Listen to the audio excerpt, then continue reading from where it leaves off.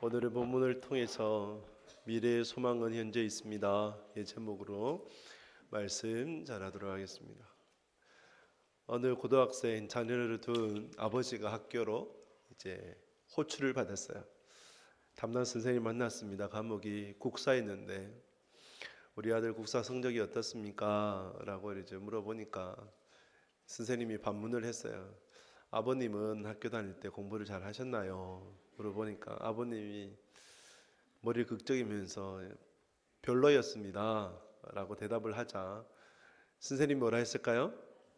역사는 반복이 됩니다 라고 했다고 합니다. 지금도 역사는 반복이 돼요. 그렇죠?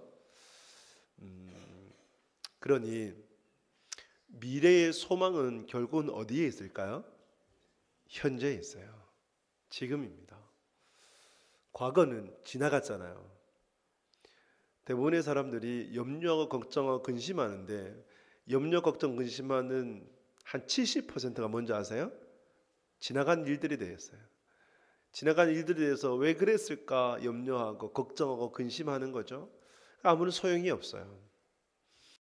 우리가 과거에 대해서는 불평하거나 원망하거나 걱정, 근심하는 것이 아니라 신앙은 해석이니 말씀으로 기도로 과거를 해석해서 지금 어떻게 살아가야 될지 하나님의 뜻을 알아야 합니다. 그리고 하나님의 뜻 가운데 지금을 최선으로 살아야 돼요. 그래야 우리의 내일이 소망이 있는 것입니다. 여러분들의 삶 가운데 미래가 더욱더 밝을 수 있기를 주님의 이름으로 축복합니다. 좋아하는 말씀, 시작은 미약하였으나 내 나중은 심히 창대하리라. 우리 시작은 미약할 수 있어요. 하지만 나중은 더욱더 창대하기를 바라고, 나중이 창대하려면 바로 지금이에요. 지금 그 씨앗을 뿌려야 합니다.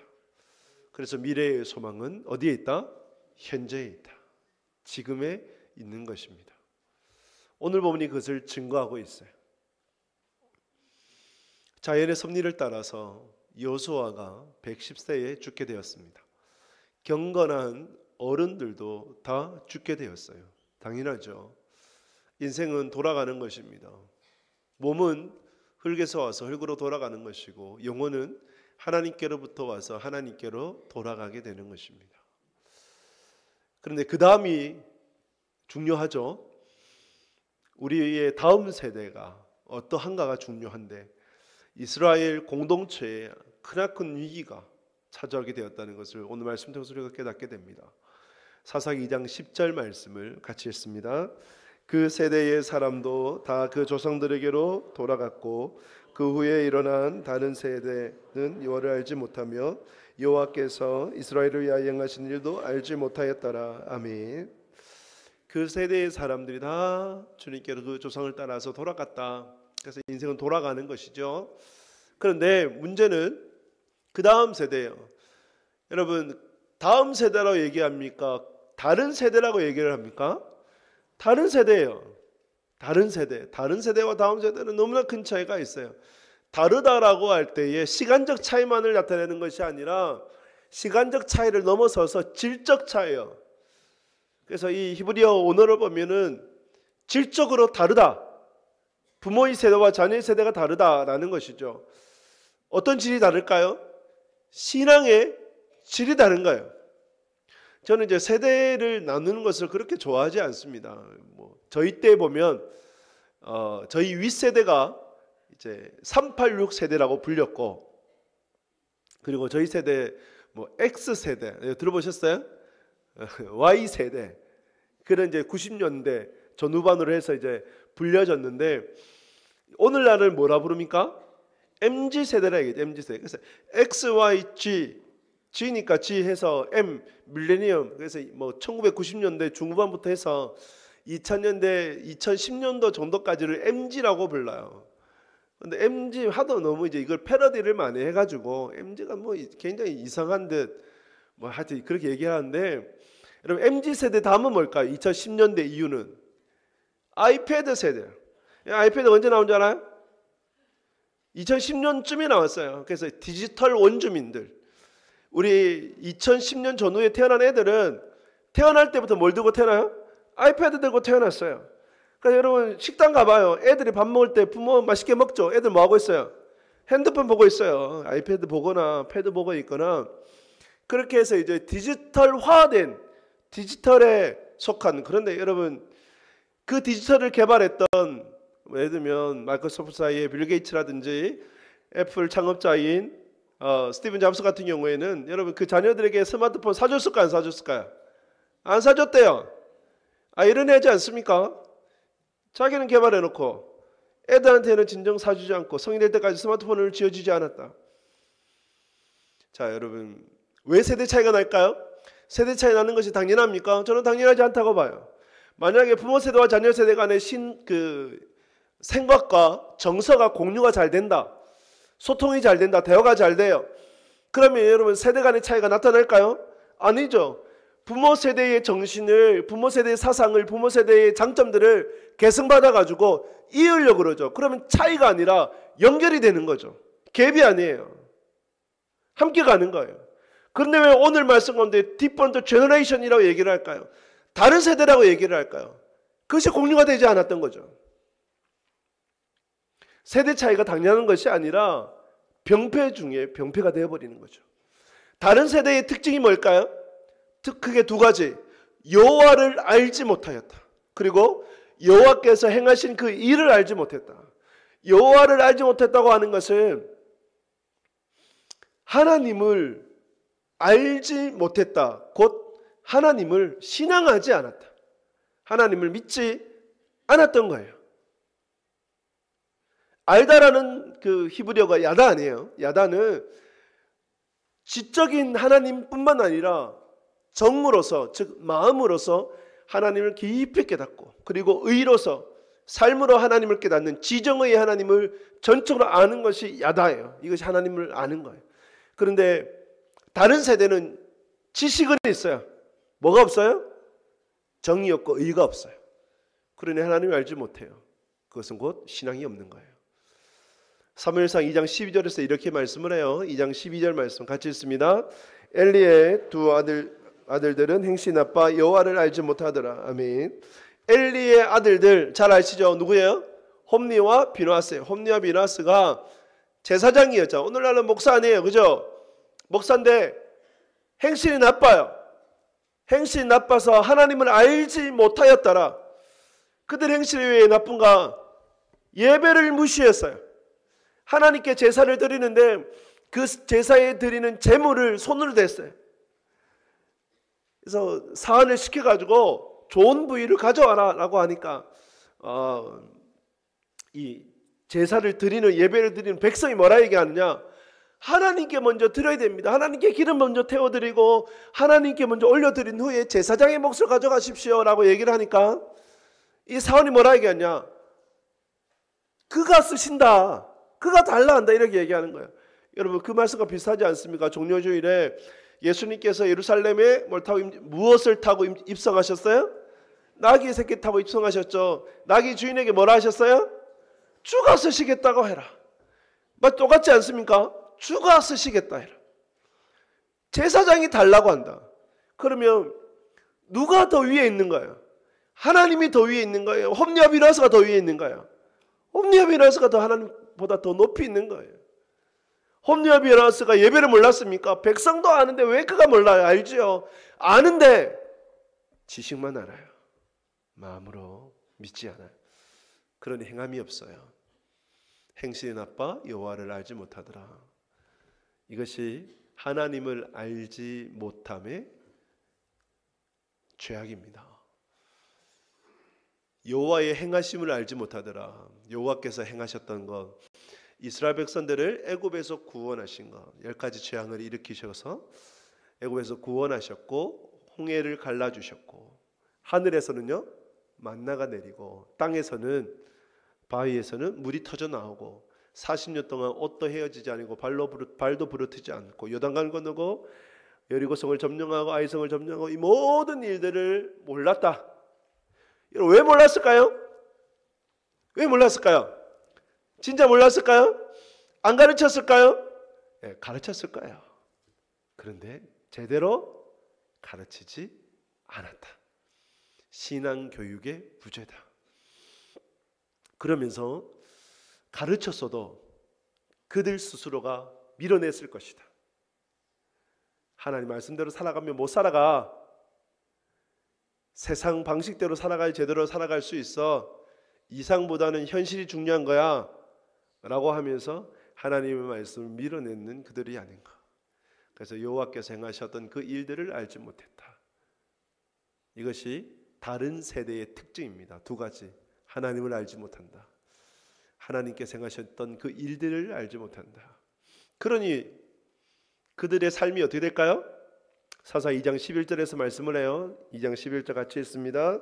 이스라엘 자손이 여호와의 목전에 악을 행하여 바알들을 섬기며. 아멘. 이스라엘 백성들이 다른 세대가 되어져서 여호와 하나님을 섬기지 않고 바알을 섬기게 되었습니다. 이것이 6번이나 반복이 돼요.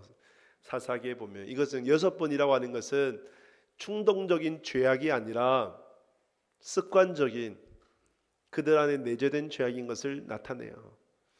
하나님께서도 보실 때에 충동적인 죄와 계획적인 죄는 다른 거예요. 그죠?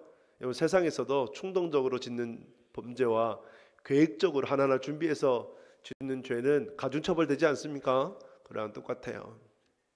이렇게 이스라엘 백성들이 하나님을 떠났다.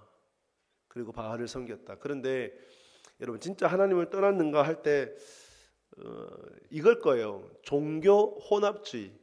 하나님도 좋고, 그죠? 세상도 좋고, 이거 아니에요. 그들이 진짜 하나님 안 떠났어요. 하나님도 섬겼어요. 하나님께 예배도 드렸어요. 지난주에 말씀드렸던 타락한 목회자 이야기예요.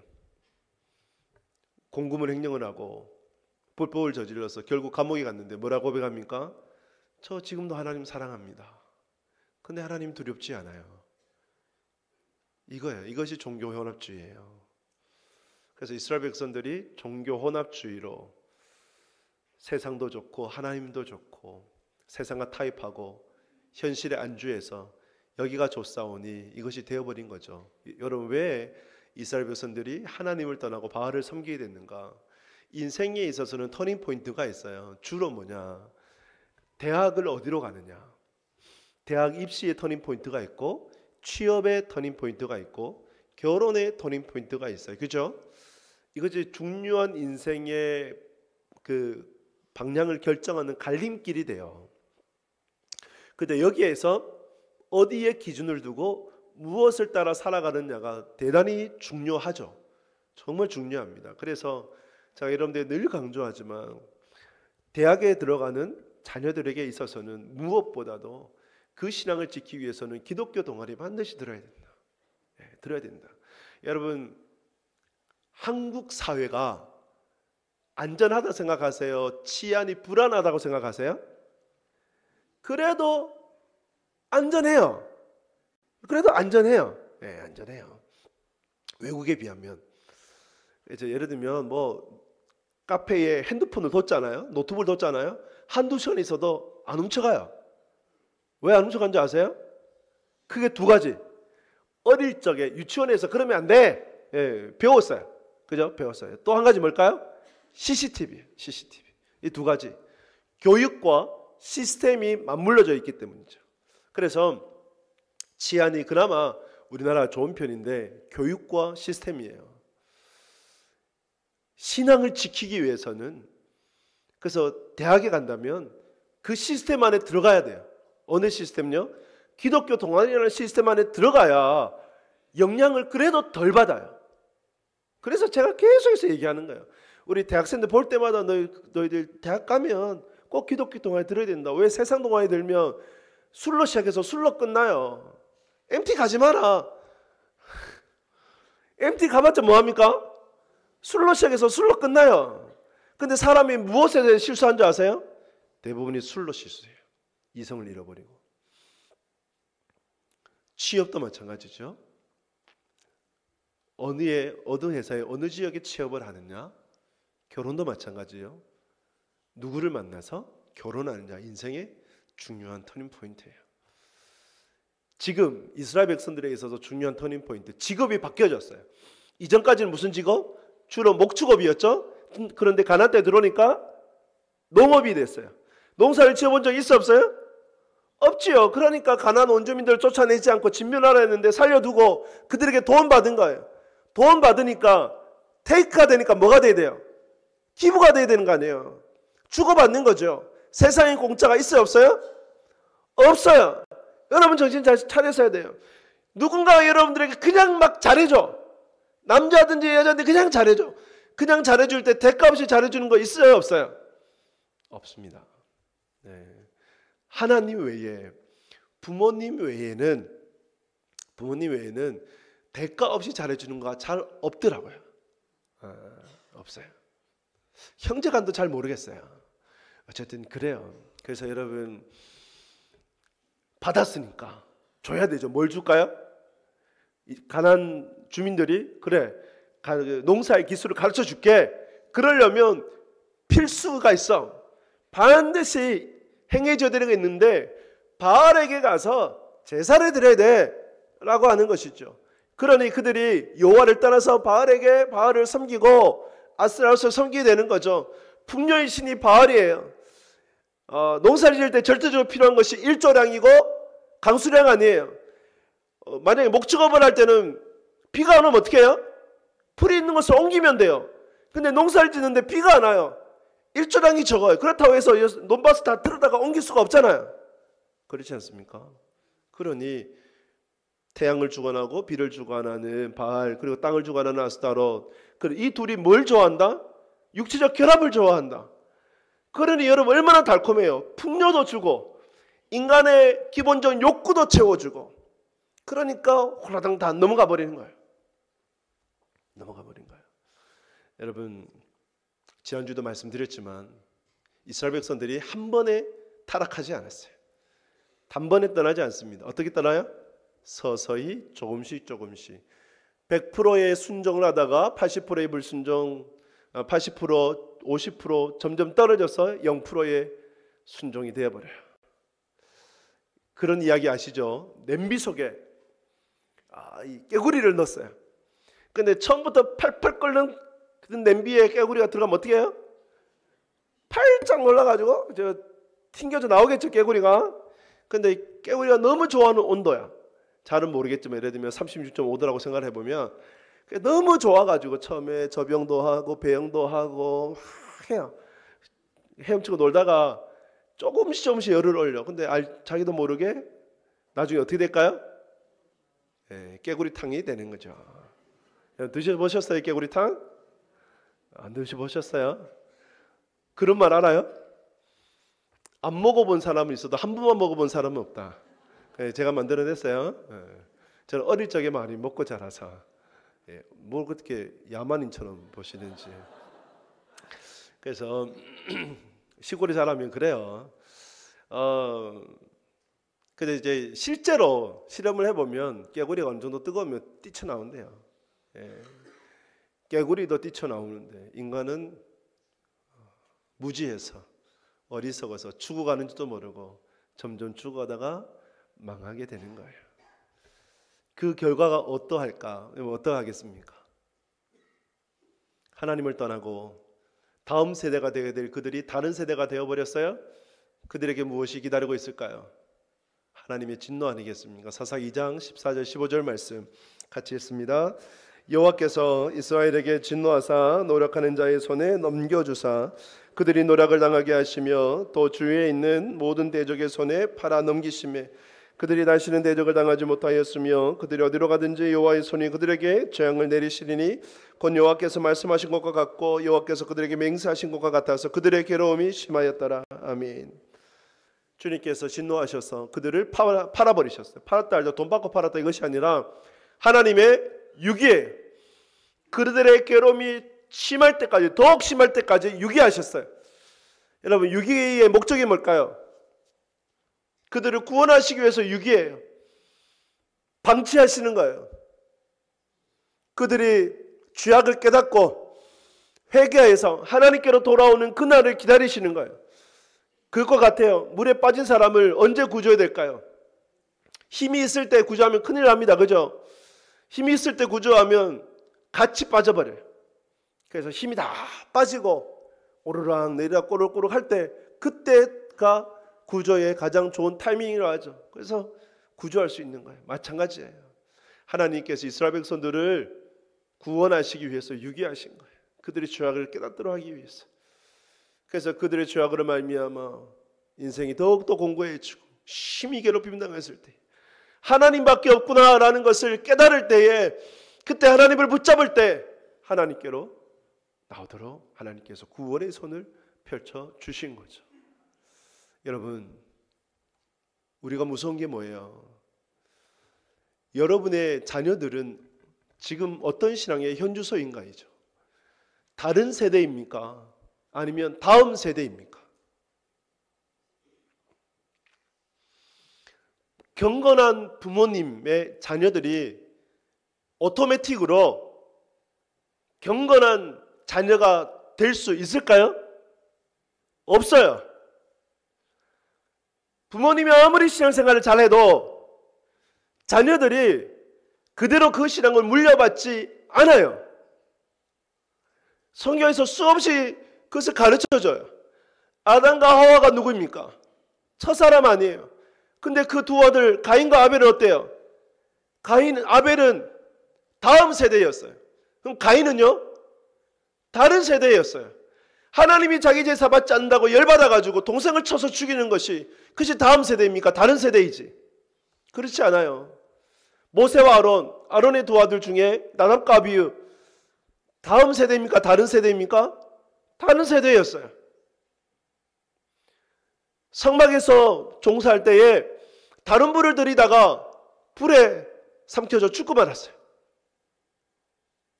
엘리의 두 아들 홈리와 비에나스는 어때요? 다른 세대잖아요. 이들 다 그때쳐 하나님께서 말씀하신 하나님 마음이 흡족한 자로서 하나님께서 하나님 뜻대로 행하실 하나님의 제사장을 세우겠다고 하시면서 세웠던 사무엘 있잖아요. 사무엘의 아들들은 어땠을까요?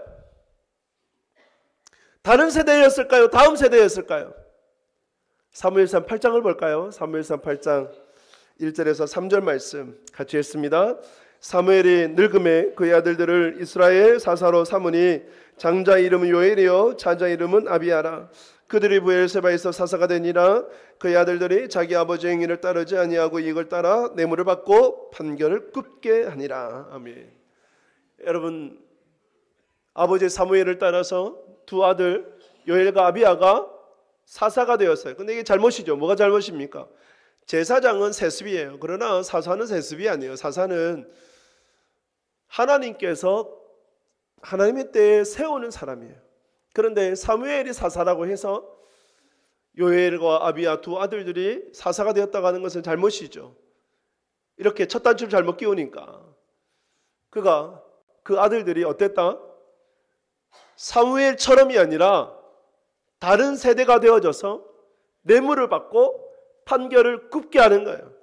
굽게 하는 거예요. 사무엘의 아들들조차도 다음 세대가 되지 못했다는 거죠. 다른 세대가 되었어요. 너무 심각한 거 아닙니까?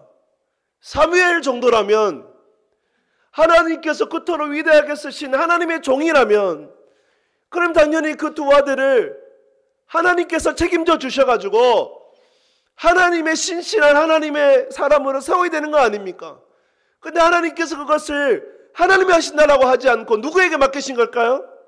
사무엘에게 맡기신 것이고 사무엘의 아내에게 맡기신 것이고.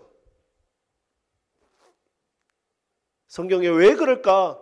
왜 사무엘의 아들들조차도 경건하지 못했을까? 다음 세가 되지 못했을까? 할 때에 성경에 그 이유가 없어요. 그런데 그냥 생각을 해보면 사무엘은 너무 바쁘지 않았을까? 이스라엘 전역을 돌아다녔잖아요. 가정을 돌볼 틈이 없었어. 틈이 없었어. 그렇지 않을까요? 신앙교육의 부재 아니었을까요? 그래서 여러분들에게 있어서 여러분의 자녀는 다른 세대인가 다음 세대인가를 생각을 해보십시오. 우리는 착각해요. 때 되면 돌아올 거야. 또는 때 되면 하나님 잘 섬길 거야. 무서워요. 여러분 이거 무서워하셔야 돼요. 만약에 하나님의 백성이 아니다 하면 계속 방치될 거예요. 그죠? 근데 만약에 하나님의 백성이다. 근데 자꾸 안 돌아와. 그러면 어떻게 해요? 하나님께서 진노하실 거 아니에요. 사사기에 이스라엘 백성들이 하나님을 떠났을 때 하나님께로 되돌아오기 위해서 가나안 원주민들의 옆구리에 가시로 세우셨던 것처럼 주변의 열국들을 통해서 그들을 통치하고 그들을 치고 그 죄악 가운데 그 고통 가운데 있다가 어쩔 수 없어서 회개하며 하나님께로 돌아온, 때로 하나님께서 건강을 주실 수도 있고 물질을 주실 수도 있고 그 어떤 것도 주실 수 있는데 여러분 그거 두렵지 않습니까? 두려워하셔야 돼요. 두려워하셔야 돼요. 그래서 하나님이 치시기 전에 하나님께로 돌아와야 되는 거 아닙니까? 근데 여러분 이게 오토매틱이 아니에요. 자동으로 돌아오는 거 아니에요. 저는 여러분들의 가정이 다른 세대가 되기를 원치 않아요. 다음 세대가 되기를 바랍니다. 할렐루야. 다음 세대가 되셔야 돼요. 그래야 여러분 살아요.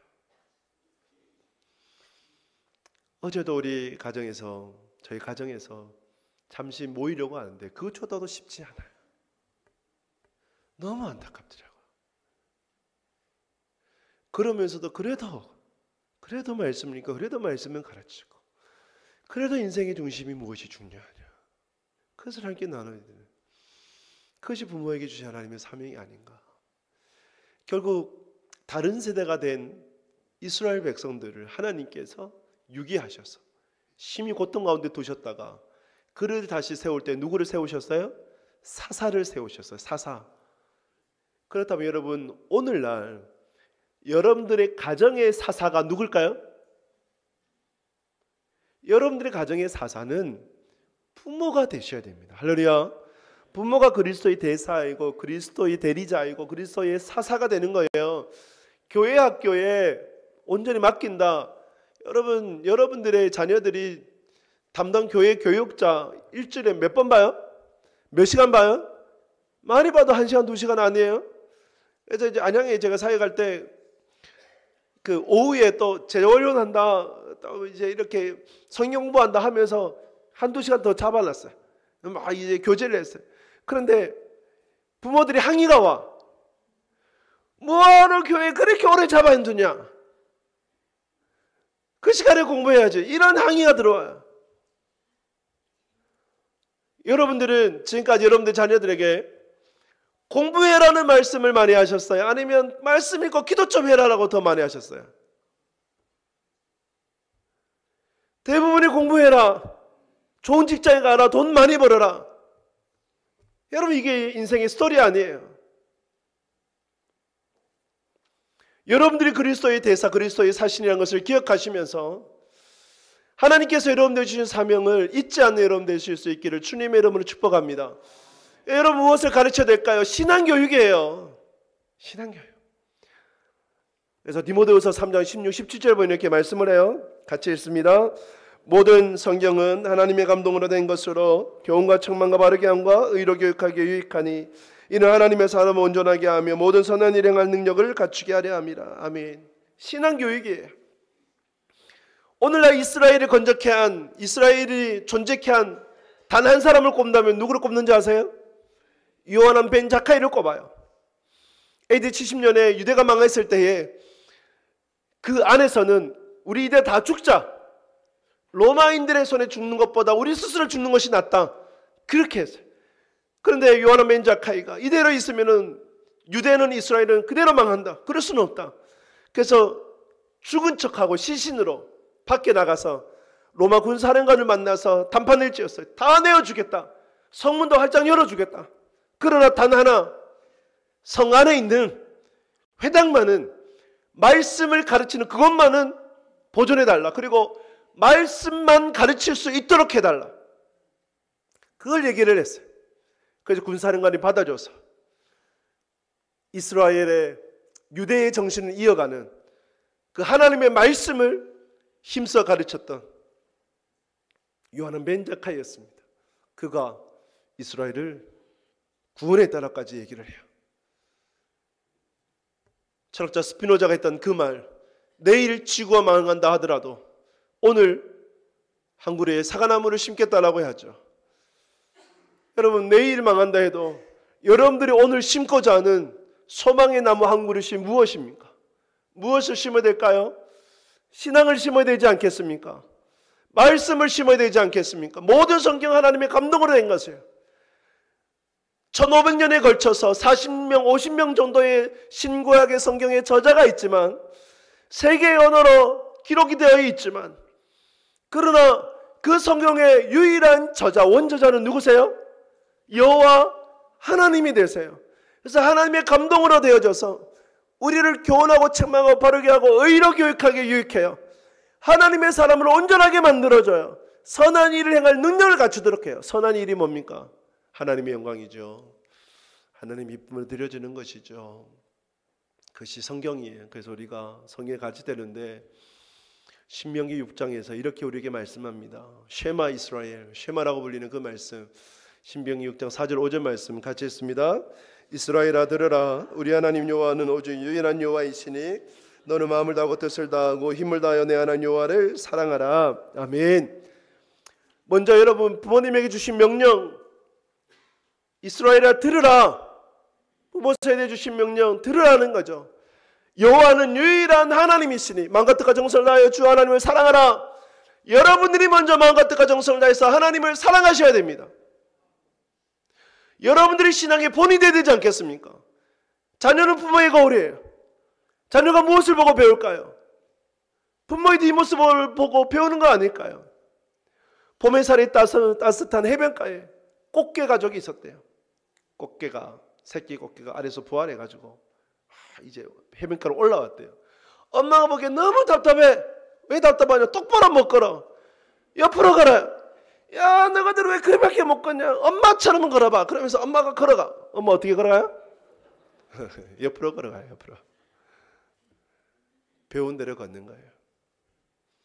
여러분들이 어떻게 신앙을 걸어가느냐에 따라서 여러분들의 자녀들이 보는 거예요.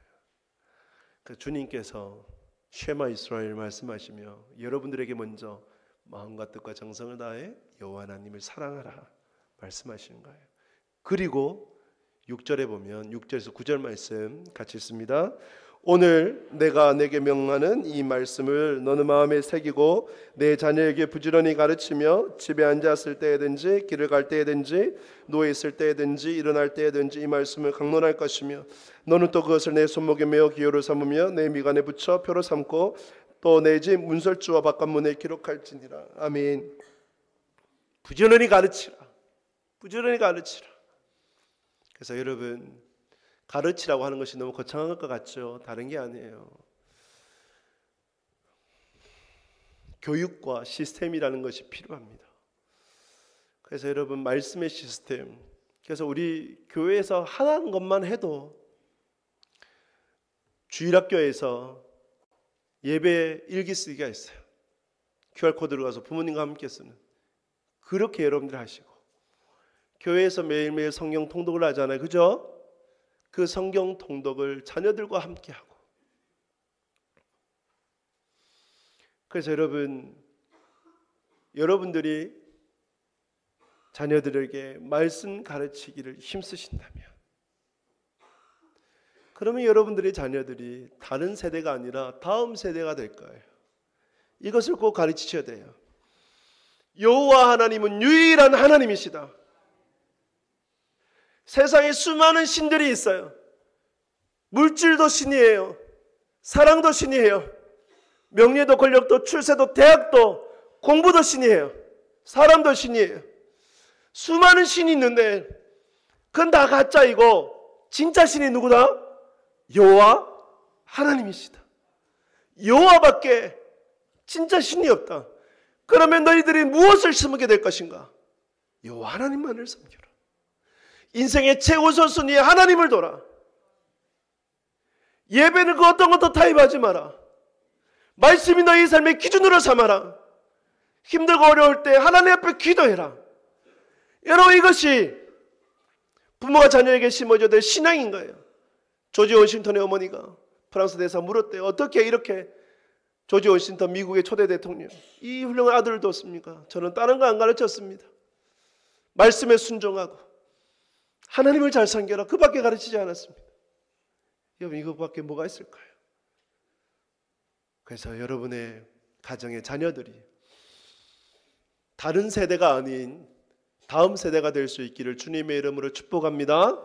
말씀을 맺습니다. 다른 세대의 두 가지 특징, 하나님을 알지 못해요. 다른 세대는 하나님의 행하심을 알지 못해요. 그러니 다른 세대가 됩니다. 다른 세대는 결국은 하나님의 진노를 피할 수 없어요. 하나님께서 여러분의 가정에 사사로 세우셨습니다. 그렇다면 여러분들이 정말 사명 가운데 여러분들의 자녀를 다음 세대로 세우셔야 합니다. 미래의 소망이 어디 있어요? 현재에 있어요. 지금이에요. 지금 어떻게 교육하느냐, 어떤 신앙을 가르치느냐, 그것이 여러분 삶의 중요해요. 그래서 여러분 가운데 여러분들의 가정이 신앙의 다른 세대가 아닌 다음 세대로 세워져 나가기 주님의 이름으로 축복합니다.